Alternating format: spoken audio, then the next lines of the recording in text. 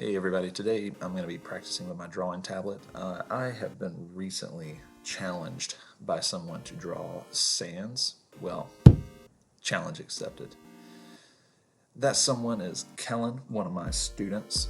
You can check out his YouTube channel at Childish Gaming, and I will put his link down in the description so you can go see his gaming videos as he tries to build his channel. Definitely super cool whenever a student is trying to do their own thing. So shout out Kellen, great job, but coming after your challenge now. Now, I'm starting out with Sans head. If you're not familiar with Sans, Sans is from the game Undertale. I have to admit, I haven't played it, but I have listened to the music from Undertale, and it's for like 8-bit music.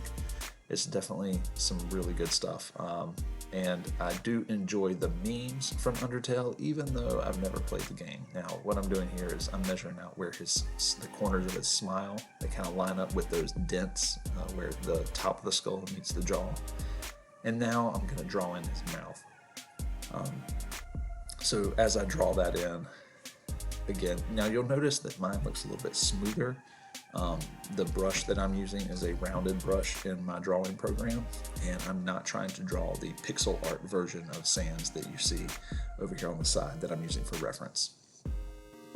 Now, just like an actual human skull, we've got the features where his nose is just going to be the nasal cavity. It's going to be a socket, so an open hole. The eyes, there's going to be a curve down. And I kind of like that. You know, some people might think that those curves down look like he's got bags under his eyes from where he's been sleeping. But no, I think that's actually a really nice detail there to show that there are some bones that stick out a little further than your eyes on your actual skull. So nice detail there. And I really need to learn how to use my quick tools. Quick tools are just ways that I can jump back and forth. Like there, I messed up and used the wrong color because I was using the wrong tool. I wanted to just draw in the dot for the eye and not completely fill it with a white color. I'm going to go back and use my white to clean up. Could use an eraser, but again, I'm practicing, so I'm learning a new skill, trying something different here. Normally, I'm a traditional artist. I prefer to work on paper and canvas. But in a world that is like constantly getting more and more digital, then most of the jobs in art are also digital. So if you've got any interest in a future art career, I'm not saying there's not still careers out there for traditional artists. There are. But especially if you're looking to go into game art design, if you want to go into sort of any like advertising or graphic design, pretty much all those jobs now are going to be some sort of digital art. So there's great resources out there online. I've been trying to check out some YouTube. There are also some like Skillshare's website out there, and tons of also art schools that you can pay by the course. One of my friends, I tried to do an interview with him via Zoom, and I couldn't record any of his actual video. And his name's Ben Green. He's a art director for a video game company, Valen. And his big thing is if you want to get into video game art design, your portfolio is the biggest thing that's going to help you. And you can build an art portfolio with never going to art school. So that's one of the things that I like to encourage my students. If you really want to get into some different careers, talk to people in those careers if you can. Try and find a connection, because sometimes you may not even need to go to college at all. If you've got a strong enough background. I don't know if you can hear like that crunching noise. No, I'm not just eating chicken wings. That is my dog in the background. So maybe it just adds to the creepy factor of Sans here. You can hear bones crunching in the back. Now, so I've been sitting here drawing. Maybe you've been following along, just listening to me ramble on here. So I've drawn in Sans' hoodie jacket. I'm going to draw in his shorts. I didn't plan this out as well as I should have, because I won't have room for his feet, so I can draw his pink fuzzy slippers.